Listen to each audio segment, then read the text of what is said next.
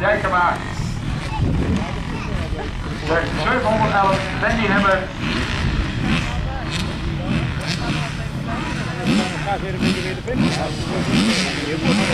En de 88. En dat is Christy van Steden. Dat zijn de dames die het gaan doen in deze klasse.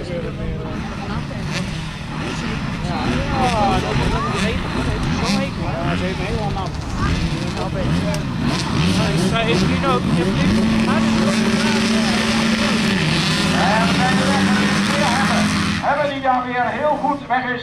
En in haar kielzog is het nu Schotten. Schotten in haar kielzog. Daar is hij. En dan Dijkema. Kijk eens, Dijkema op die derde plaats. Houd je donder op. Voor de 5 of 6 keer op die motor.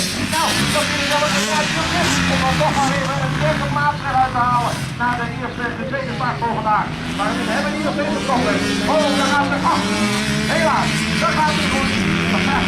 Heel goed de reden alvast. Schotten op de tweede plaats. Dan het gevecht om die derde plaats tussen Danielle Siebersma en Christy van Steden. Op 33 en 88. En daarachter tussen Emily Kopman met 98. Vijfde plaats in handen.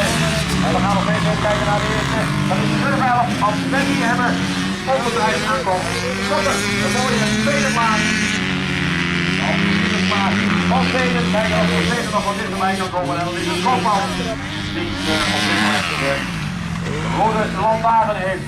En we gaan kijken, hebben die toch wel aardig wat respect gaat lopen nu. Ik hoop dat het nu de vlag voor de laatste ronde. Dat is het ja, die heel goed aan weg is op een tweede plaats.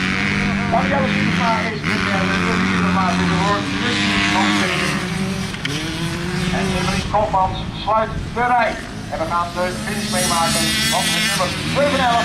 Oftewel Wendy. Hier is de Wendy. De eerste uitgevoerde Wendy Hemmer uitgevoerde in deze motor. Dat is de tweede plaats voor de nummer 7. De 64. Dan de 88. Dan de 98. Ja, dan